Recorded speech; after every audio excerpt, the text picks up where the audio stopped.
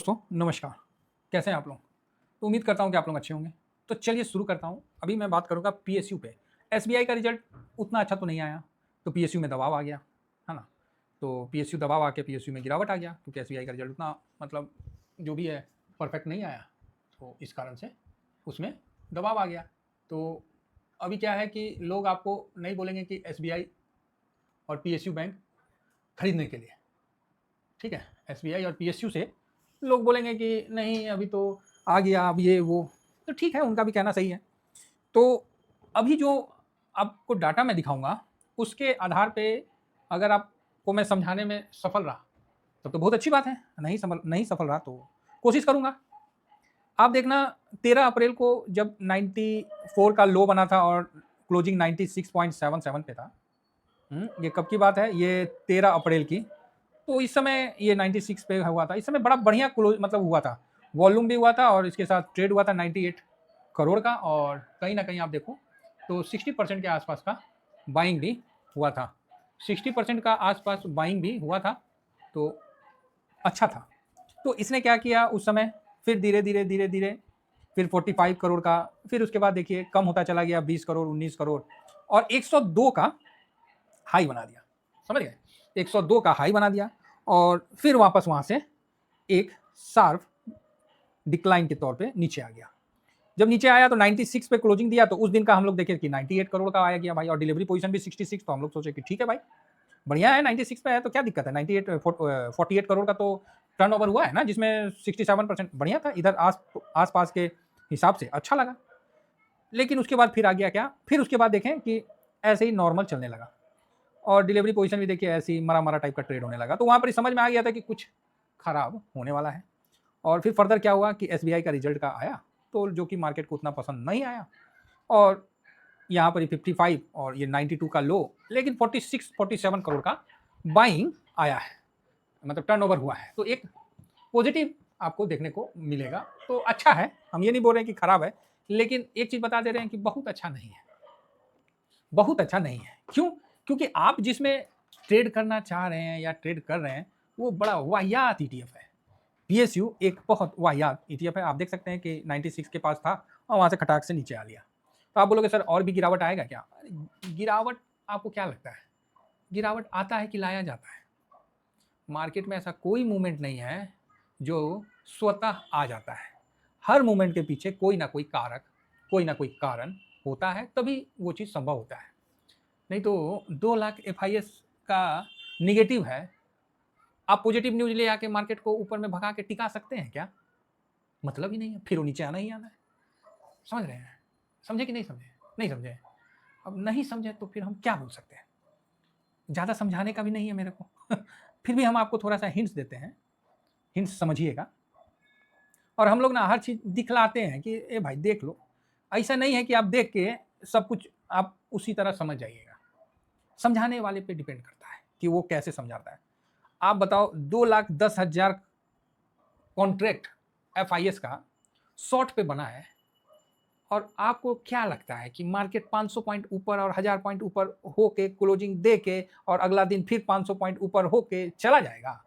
है आप में ब्योत है, मार्केट में इतना दम है? आप बोलिए सर आप बहुत बड़ा बात बोल, नहीं नहीं, बात तो हम देसी में बोल रहे हैं कि जो विदेशी हैं उनको नहीं समझ में आए। नहीं, आपके मतलब जैसे देसी भाषा में बोलते हैं, बोल दें अरे दम है, औकात है। एफआईएस का अगर 200 मतलब 2,10,000 का कॉन्ट्रैक्ट इसका माइनस में है, शॉर्ट में है, आपका दम है कि आप मार्केट को 1000 पॉइंट ऊपर खोल के और वहां मार्केट को रोक के और मार्केट को वहां से आप दौड़ा दीजिए। छठी का दूध ना याद दिला दिया ना, तो बताइएगा। एक बार गैप अप हुआ था ना, फिर क्या हुआ? आ गया थल्ले, आ गया नीचे। सर इस चीज को समझिए, हर चीज के पीछे कोई कारक होता है, ये हम नहीं कहते, शास्त्रों में लिखा हुआ है बाकी आप समझदार है, इससे ज्यादा मत बुलवाइए, नहीं तो हम लोग थोड़ा देसी टाइप के आदमी है, बोल देंगे तो मिर्ची लग जाता है। तो यहाँ पर ही सर, आप ये अगर सोच रहे हैं कि एक ही बहुत ज्यादा मतलब नहीं, बहुत ज्यादा गिरावट संभव नहीं है, बहुत ही ज्यादा गिरावट संभव नहीं है। तो इसका भी विशेष ध्यान रखिए कि बहुत ज्यादा गिरावट संभव नहीं है। ठीक है, थोड़ा बहुत चलेगा चलेगा। बाकी यहाँ पर आप देखिए कि ये अपना फिलहाल हम लोग पीएसयू पे आते हैं। तो पीएसयू बैंक थोड़ा सा ना अच्छा रिटर्न दिया है ना, 110 तक गया, फिर थोड़ा नीचे आ गया युद्ध में, फिर ऊपर गया। अब इस बीच में ये कितना गया इसको आप समझिए। यहां से कहीं ना कहीं ये एक बार यहां तक तो गया, 15% का रिटर्न बना के दिया। आप 15% में क्या किए? है जवाब है आपके पास। मार्केट तो रिटर्न बना के दिया 15%, आप क्या किए? आपने कुछ अगर लिया है तब तो सर आपने कद्दू में तीर मार दिया और नहीं लिया तो बस एक चीज है आपके हाथ में कि आप दोष लगाइए, आप उसको गलत बोलिए, आप उसके खिलाफ बोलिए, आप उसका निंदा करिए। क्योंकि जो आदमी हारा हुआ होता है ना, वो कंप्लेन करता है। जीता हुआ आदमी कंप्लेन नहीं करता, वो तो जय श्री राम करता है। एग्जाम्पल के लिए देख लीजिए, बंगाल में जीती हुई पार्टी जय श्री राम बोल रही है, ममता दीदी की पार्टी हम मुख्यमंत्री हैं, हम छोड़बे नहीं करेंगे सीट। अरे तोरा मुख्यमंत्री को कौन पूछता है, तोरा तो भगा दिया है, तुमको डिसमिस कर दिया दूर। तो ये सिचुएशन है। तो अब कंप्लेन हो रहा है कि ईवीएम में घोटाला है, तो अर्धसैनिक ने घोटाला किया, तो पूर्ण सैनिक ने घोटाला किया, तो पब्लिक ने घोटाला किया। तो मतलब इस तरह का है। जो हारता है वही कंप्लेन करता है, जो जीतता है वो तो जय श्री राम करता है। समझ गए? तो यहां पर ही अगर जिसने प्रॉफिट बनाया वो तो मजे में है। हाँ, ये नहीं है हर किसी का लॉट ऊपर में लगता है, कोई ना कोई लॉट कहीं ना कहीं तो आपको फंसा के रखना ही ना पड़ेगा, है नहीं तो फिर भाग जाएगा तो मुंह ताकिएगा। तो अभी जो बैंक में इस तरह का हुआ है तो थोड़ा गिरावट आया है। तो अगर आप बोलोगे सर तो क्या ये गिरावट यहाँ रुकेगा? नहीं, थोड़ा सा नीचे आने दीजिए, एटलीस्ट 87, हाँ इस लेवल में आ जाता है ना तो बहुत अच्छा रहेगा। मतलब इस लेवल तक अगर आ जाता है, अगर आना रहता तो ये इसी दिन आ जाता। अब क्या है ना, थोड़ा छोटा छोटा करके आएगा। 87 अगर आ जाता है, अच्छा 88, ये बड़ा बढ़िया है। तो इस लेवल में अगर आपको मिलता है तो आप एक बार थोड़ा सा विचार बना सकते हैं। बाकी अपना जो सेबी रजिस्टर है उनसे पूछ पाछ के विचार बनाइएगा भाई, हम लोग के बात पे मत बनाइएगा। और उसके बाद 81, तो ये चीज़ ध्यान रखिएगा। तो आप बोलिएगा सर 81, हाँ भाई ये PSU बैंक है, 10% के गिरावट पे ही इस पर एक्शन करना है, शांति से बैठना है। समझ रहे हैं? हाँ, PSU बैंक है ससुरा, हालत खराब कर देता है। इसका तो हमको पूरा इतिहास ज्योग्राफी सब याद है, इसका भूत भविष्य सब याद है।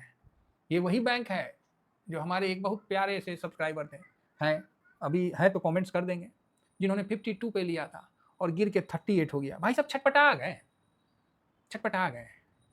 उसका उनका क्या गलती है भाई? जो नए थे उनको नहीं पता था। हमने बोला कि भाई सर ऐसा है कि 10% 15% गिरावट के बाद ही लगाइएगा। उनका मन थोड़ा चंचल हो गया, उन्होंने 52 पे ही लगा दिया था, 52 पे, और गिर के 38 आया था ना भाई साहब, मत बोलिए।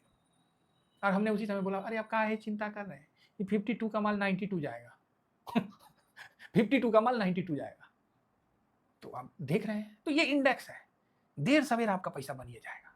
लेकिन अगर स्विंग कर लेते हैं बीच में तो थोड़ा सा 2 पैसा ज्यादा बन जाएगा। मेरा बस यही कहना है, और मेरा हर TVSM फैमिली के सभी मेंबरों से यही कहना है कि स्विंग पे विशेष ध्यान दें। थोड़ा थोड़ा बोलते नहीं है, बूंद बूंद से गागर भरता है। इस बार सही बोले ना जी, पिछले बार सागर बोल दिए थे, तो घड़ा भरता है, तो इसीलिए तो इस पे फोकस रखिए। बाकी 81 बहुत परफेक्ट और स्ट्रांग है, तो वहां तक का नहीं है। लेकिन अगर मूड मॉल थोड़ा सा खराब होता है तो आएगा, लेकिन पहला जो रुकावट है वो 87 और 88 के बीच में जरूर रुकेगा। उम्मीद करता हूं कि व्यू आप लोगों को पसंद आया होगा।